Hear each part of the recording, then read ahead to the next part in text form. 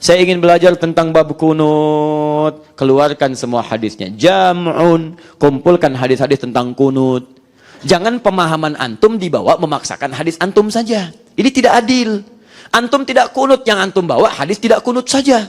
Lu antum tolak yang lain, itu namanya antum paksa orang kepada pendapat antum. Yang bagus itu keluarkan semua hadisnya. Keluarkan, oh ini Nabi kunut itu karena ada peristiwa ini yang dibacakan ini, sebelumnya beliau tidak kunut, dibaca ini. Setelah peristiwa berakhir, beliau menyampaikan doa kunut kepada siapa? Kepada Al-Hasan, ada Ibnu Umar. Bagaimana selanjutnya? Ibnu Umar meriwayatkan Nabi pernah terus kunut sampai dengan mau wafatnya. Ada diriwayatkan dari sahabat yang lain Nabi tidak kunut. Ada lagi sahabat mengatakan Nabi tidak pernah kunut. Lihat sikonnya, sahabat yang mengatakan Nabi tidak pernah kunut siapa orangnya? Si fulan. Di mana dia berada? Di tempat ini. Kapan dia berada? Ketika Nabi belum mendapatkan peristiwa kunut, ya, ketika Nabi sholat di depan dia jadi imam, Nabi tidak kunut, atau setelah peristiwa kunut tapi Nabi tidak mengamalkan kunut saat jadi imam bagi dia, maka setiap dia sholat di belakang Nabi, dia tidak mendapatkan Nabi kunut. Sahabat yang lain beda, ketika ikut Nabi sholat, Nabi kunut, dia di belakang Nabi. Ketika ada setelahnya, Nabi tidak kunut, dia kunut, dibenarkan oleh Nabi. Maka ketika ada peristiwa-peristiwa semacam ini dikumpulkan oleh para ulama. Para ulama paham semua dari dulu. Setelah itu disimpulkan, kalau saya, kata Imam Abu Hanifah, saya pilih tidak kunut. Kenapa tidak kunut? Karena saya lihat Nabi sebelumnya tidak kunut. Ini hanya pada peristiwa saja. Setelah itu Nabi jarang kunut. Ini menunjukkan kunut tidak ada. Tidak perlu dipraktekkan, kecuali dalam kondisi tertentu. Tayyib. Maka Imam Syafi'i menyimpulkan, saya amalkan kunut.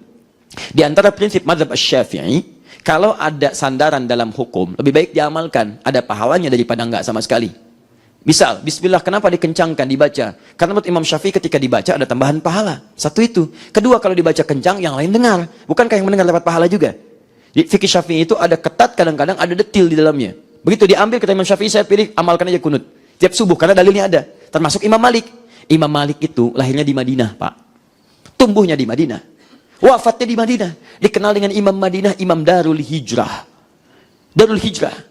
Begitu wafat, mazhabnya menyebar sekarang ke Libya, Tunisia, Maroko, Aljazair, dan sebagainya. Hati-hati, hati-hati. Ada orang-orang yang sengaja memecah belah kita, mengatakan, daripada ngambil orang Mesir, Tunis, Libya, nggak jelas, ambil orang Madinah. Manhajnya lebih jelas. Ambil Ustaz Madinah, manhajnya lebih jelas. Ustaz Madinah bagus, yang lain bagus. Tapi hati-hati, antum jangan dipecah belah seperti itu. Jangan mau. Kenapa? Karena antum ingin lihat mazhab Madinah yang sesungguhnya. Dari masa Imam Malik, prakteknya bukan di Madinah sekarang. Prakteknya ada di Libya, ada Tunisia, ada Aljazair, ada Maroko. Apakah di Madinah salah? Tidak. Karena praktek ahli Madinah itu diteruskan pada setelahnya. Ketika ada nanti mazhab Syafi'i dipakai. Tapi ada kebiasaan orang Madinah masih meneruskan Imam Malik. Contohnya apa? Tarawih. Makanya tarawih Mekah beda dengan Madinah. Silakan cek jumlah rakaatnya, bukan jumlah bacaannya. Nanti dipotong video saya. Masya Allah. Ustaz ini mengatakan video tarawih Mekah beda dengan Madinah. Lalu dipilih video baru, sampingnya lagi. Wah, ini video Mekah, ini video Madinah. Ustaz ini jangan jadi referensi. Luar biasa. Ayo tinggalkan saya, cari yang paling benar. Gak ada masalah. Saya tidak rugi kok. Saya mengajar bukan untuk mengumpulkan jamaah. Antum kalau pengen cari Ustaz lain, gak ada masalah. Rugi antum. Antum capek nyari kesalahan saya. Karena sepanjang saya manusia, pasti akan antum temukan kesalahan saya. Saya bukan malaikat dan antum bukan setan. Ya, betul. Saya tidak akan selamanya salah dan antum tidak harus selamanya akan salah begitu. Saya tidak akan benar terus dan antum pun jangan sampai salah terus. Karena yang salah terus itu hanya iblis, hanya setan. Jadi kalau antum salah terus dari kesalahan saya, maka antum bukan antum, jangan simpulkan, awas hati-hati. Saya tidak mengatakan itu. Jangan potong video saya ya. Hati-hati. Hati-hati teman-teman sekalian. Ada hobi motong video. Ada yang hobi. Baik, orang motong gaji dia motong video. Andika, alhamdulillah, masih kangen. Di sini ya. Baik sini. Jelas ya? Dikembalikan ke sini, ambil kaidah kunut, lihat Imam Malik kunut. Kunutnya beda dengan Imam Syafi'i. Imam Malik mengambil riwayat yang lain sebelum ruku. Jadi begitu rakaat terakhir, kemudian bacaan waladhdallin, bacaan surah sebelum ruku, baca kunut. Kunutnya sir. Jadi kalau antum ke Libya, Tunisia, Maroko, Aljazair, bahkan nyebrang sedikit ke Eropanya, Mediterania, Italia, Prancis, Spanyol, itu mereka setelah rakaat kedua salat subuh itu tidak ruku dulu setelah baca surah. Maksudnya dia baca doa kunut dulu. Sir. Ya, panjang. Kotumaninah banget ya, lama. Bukan, itu kunut. Antum yang salah ngelamun, kan? Baik, baca. Allahumma fiman hadith, ma'afina fiman atait, walana fiman tawalait, dan sebagainya. Itu disirkan. Setelah itu baru ruku. Imam Syafi'i memilih riwayat yang dijaharkan supaya imam bisa mengimami kepada makmumnya.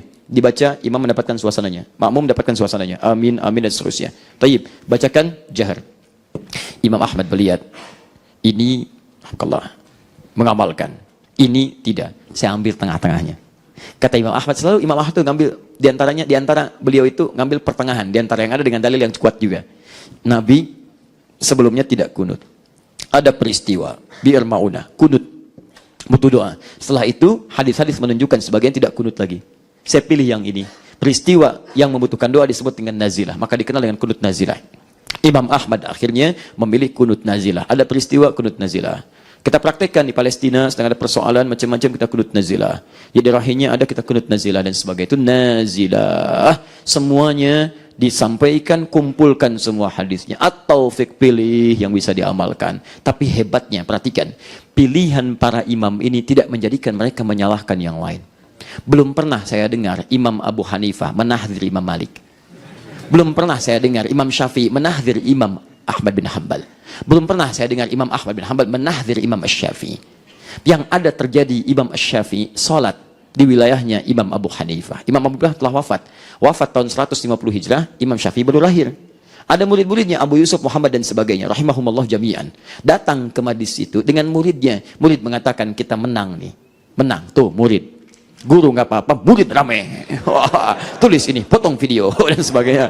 Andika, baik ya. Jadi datang dia Pak, murid mengatakan pendapat kita menang nih. Tapi yang hebat, begitu subuh tidak kunut Imam Syafi'i, tidak kunut. Selesai protes. Ya Imam, kenapa nggak kunut? Kata Imam Syafi'i, saya menghormati pendapat Imam Malik, Imam Abu Hanifah yang ada di sini. Saya menghormati pendapat Imam Abu Hanifah. Imam Syafi'i sering berkomunikasi dengan Imam Ahmad. Imam Ahmad muridnya. Bahkan pernah mengunjungi Imam Ahmad. Dalam kesempatan subuh Imam Syafi'i diminta jadi imam. Tapi kemudian mendahulukan Imam Ahmad bin Hanbal. Lihat, saling memuliakan guru dengan murid. Ketika didorong, jangan saya, kamu saja. Orang sini lebih terbiasa dengan bacaan kamu. Luar biasa. Supaya tidak memaksakan bacaannya. Dahulukan Imam Ahmad. Karena wilayah tinggal Imam Ahmad terbiasa dengan bacaan Imam Ahmad. Plus kebiasaan Imam Ahmad. Mau kunut mau tidak. Apa yang terjadi? Imam Ahmad tidak kunut. Imam Syafi'i mengikuti di belakang. Kalau Imam Syafi'i kunut, Imam Ahmad mengaminkan di belakang. Dan tidak pernah ada saling tahdzir. Edisi 1, edisi 2, ini begini, ini begitu. Untuk apa? Potong video. Andika. Capek hidup. Capek. Dikunut benar. Yang tidak kunut benar. Dalilnya ada. Yang salah, yang tidak sholat subuh. Itu. Selesai masalah. Sudah, ini rumus. Jadi kalau antum dipaksa berpendapat kunut yang benar, yang lain bid'ah, hati-hati dengan orang bid'ah. Masya Allah. Akhirnya masjidnya kosong. Betul Pak, saya pernah kejadian. Saya pertama datang ke Indonesia. Saya masuk, saya sering pergi ke beberapa masjid. Saya hadir ke satu komplek, ini masjidnya. Saya datang ke komplek ini. Orang komplek keluar meninggalkan masjid ini. Aneh. Nggak ada yang sholat di sini. Kenapa saya bilang nggak pada sholat di situ? Katanya Ustaz ada yang bid'ah di situ. Bid'ah apa itu? Penasaran saya ke sana. Andika, saya ke sana. Datang sini. Saya sholat subuh nggak ada apa-apa. Lupa yang disebut bid'ah kunut. La haula wala quwwata illa billah. Inna lillahi wa inna ilaihi raji'un. Bahaya kalau begini. Imam Al-Bukhari itu kunut. Imam Al-Bukhari itu meriwayatkan hadis. Bahkan hadis-hadis tentang yang tidak kunut diriwayatkan juga oleh beliau. Padahal beliau kunut. Beliau itu mazhabnya Asy-Syafi'i. Hadis tentang yang tidak kunut itu diriwayatkan oleh Imam An-Nasai. Padahal Imam An-Nasai itu kunut. Anehnya, dia tidak kunut tapi mengambil hadis Imam Al-Bukhari. Yang kunut bid'ah, Imam Al-Bukhari bid'ah. Luar biasa. Tapi hadisnya antum ambil. Aneh antum.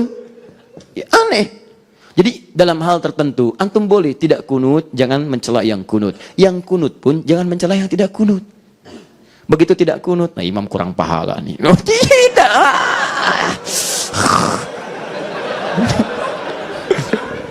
Komando lagi, begitu salam, ayo sujud sahwi, imamnya nggak kunut. Masya Allah, biasa. Nggak usah, kenapa sih? Saya kadang-kadang heran tuh, saya tinggal di Mekah dulu, itu biasa aja, orang ke Masjidil Haram nggak ada yang protes. Yang kunut di sana, di sini, di sana nggak kunut, nggak ada yang marah sama imam.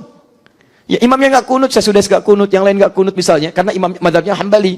Begitu selesai subuh nggak ada yang teriak, wah imam nggak kunut, tidak ada. Ya mau pakai bahasa Sunda, bahasa Jepang, bahasa macam-macam nggak ada. Kenapa pulang dari sana pada ribut lagi di sini? Jelas ya? Diselesai, sudah. Beres masalah ini. Jadi paham sekarang insya Allah.